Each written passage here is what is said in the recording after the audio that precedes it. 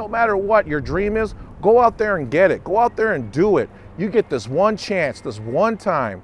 It's not how many times you get knocked down, it's how many times you get back up.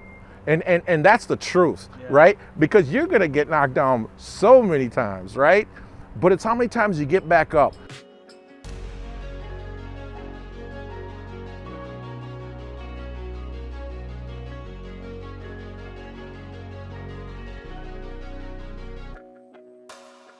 I'm here on the Intercity Bridge, otherwise known as the Ford Parkway Bridge and 46th Street Bridge, which connects Minneapolis with St. Paul and spans the Mississippi River. Often, while we do have to navigate divisiveness, it's so critical that in order to reach Drawdown, we embrace connectedness.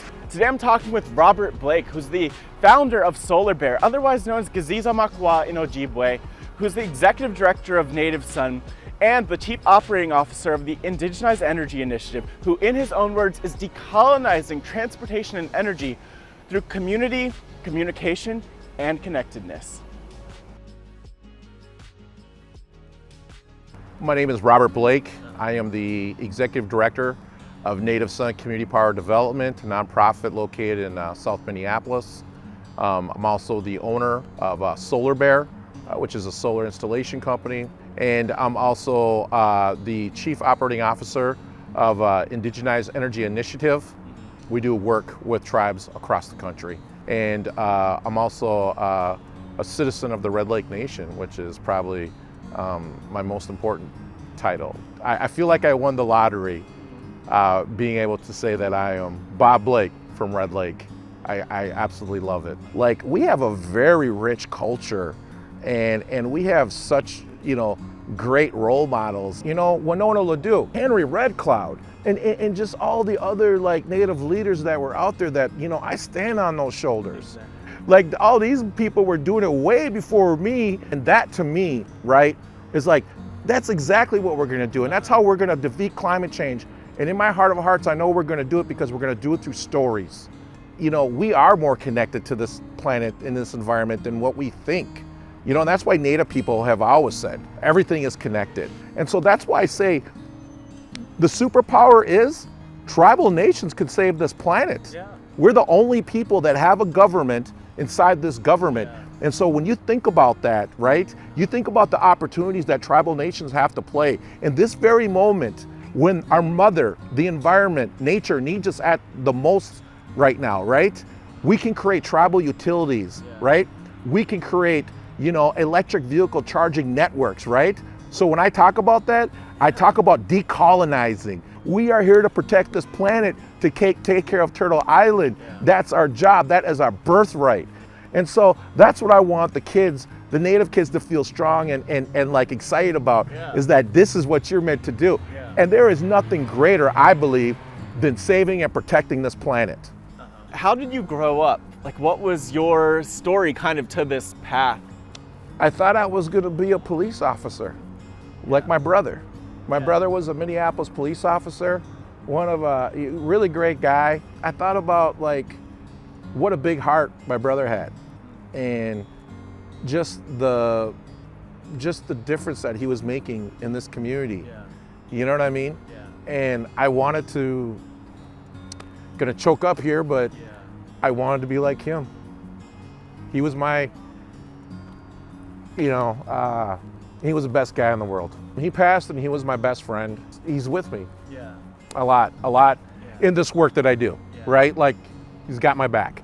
I wanted to be a police officer too, and I remember him saying, he goes, Bob, maybe this isn't the way. There's gotta be another way we can help our people.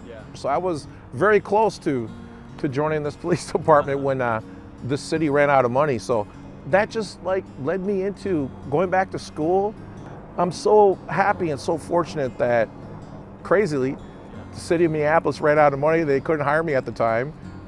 They said they would eventually, but by then though, I'd already moved on and fell in love with renewable energy and solar and the possibilities. I followed my passion, is basically what it comes down to. I read a book from Van Jones called The Green Economy. And then I started thinking to myself, what are the things that are really you know, at the core of the disparities that I see plaguing the Native American community. And right away I thought of poverty. Well, how do you fight poverty? You know, you fight it with jobs, education, opportunities, right? And I said, but the system ain't set up to like serve or help my community in that way. So we got to create it, right? And so then I was sitting in a class at Minneapolis Community Technical College. I was in my business management course, and they said, you need to create a business, a fake business. And I was like, I ain't creating a fake business. I'm gonna create something I'm gonna do. And that's when I created Solar Bear. And I put the business plan together. I got an A on my plan, and I started it. I was like, I'm gonna do this. And so, you know, I would tell all people, young people, older people, you know, middle-aged, no matter what your dream is, go out there and get it. Go out there and do it. You get this one chance, this one time. It's not how many times you get knocked down, it's how many times you get back up. And that's the truth, right? Because you're gonna get knocked down so many times, right? But it's how many times you get back up. And I really do believe that. In general, can you tell me more about the work that you do in terms of Solar Bear, Native Sun, IEI, like all of these things? Could you just tell me more about that? So with Solar Bear, we are a solar company, and it was started to do the solar installation project on the Red Lake Nation Government Center. Since then, the pictures of the building and has gone like around the world. And the Red Lake Nation Government Center has been saving on their electricity bill, and those extra savings go towards the community for different programs now. So that's really exciting. And then I'm the executive director of Native Sun Community Power Development. And really how that started was, you know, people were trying to donate money to me and to the cause of climate change. And so we created Native Sun, and right off the bat, we were awarded a $7 million award from the Department of Energy to create an electric vehicle charging network across 3 states. Wow. And this was in collaboration with the Red Lake Nation, Standing Rock, and charging network comes back here to Minneapolis. Wow. And then Indigenous Energy Initiative, this is another position I took upon, but we're doing work all across the country, working with different tribes on solar projects, renewable energy projects, and we also plan to expand the electric vehicle charging network, and then also doing workforce development. It's been really exciting to be a part of all these great initiatives and work. And it's about that purpose of feeling good about what you do. And that's really important, I think, especially when you go to these communities that have been traditionally been left behind. That are these frontline communities that have been exploited, right? And now they can do something to bring back their environment, to make it healthier, to make it cleaner. I mean, it just all of a sudden all made sense. And so that's what I really saw from my point of view of working in the community. What's happened in the past is the federal government has made tribal nations compete against each other for resources and basically pinned us against each other. Right. And that is not our culture, that's not our way. And so one of the things that we're trying to emulate in this EV charging network that we're doing at Native Sun is to really show how we can all work together. Because when we work together, we can go a lot farther. Being in solar in general, have there been times where you've been like the only Native person in the room, and what has that been like if you have experienced that? This morning, you know, at Xcel Energy's electric vehicle webinar, where I was up there with other professionals. Representation is important.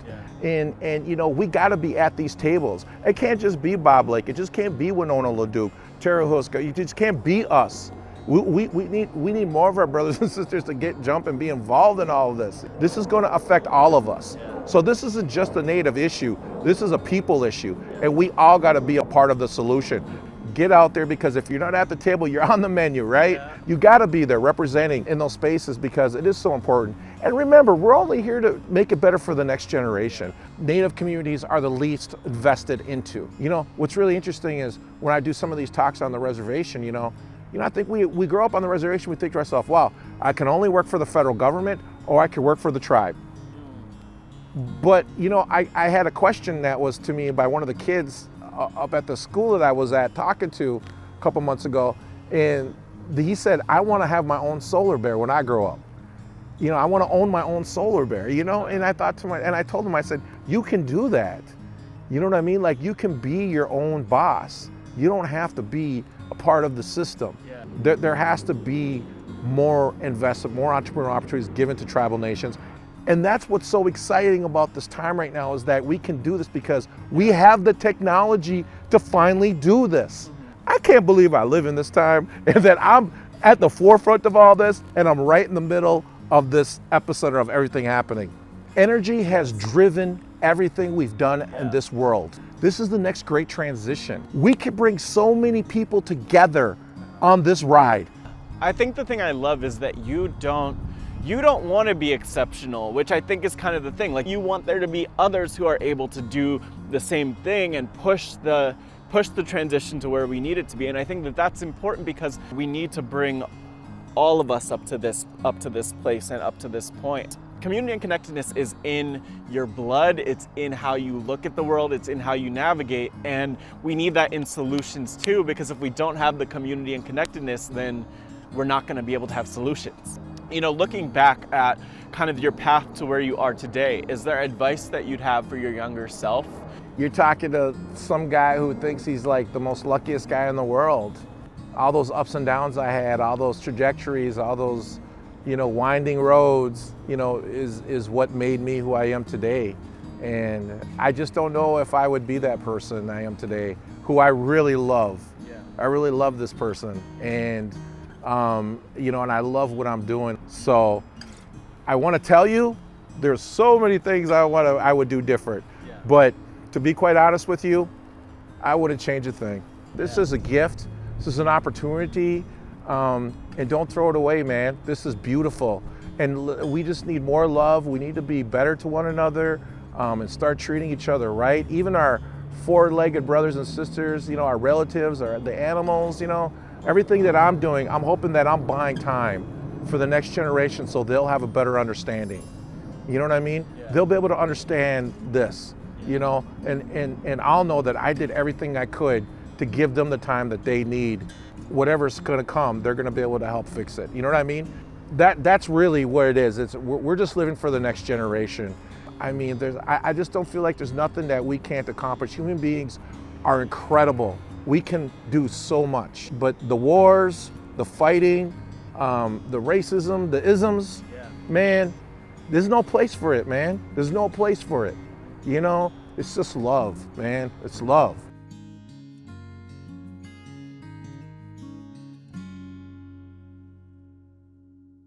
I'm Robert Blake, and I am the owner of Solar Bear. Ojibwe pronunciation is Gizis-o-makwa. I'm also the executive director of Native Son Community Power Development, nonprofit located in Minneapolis. And I'm also the chief operating officer for Indigenous Energy Initiative.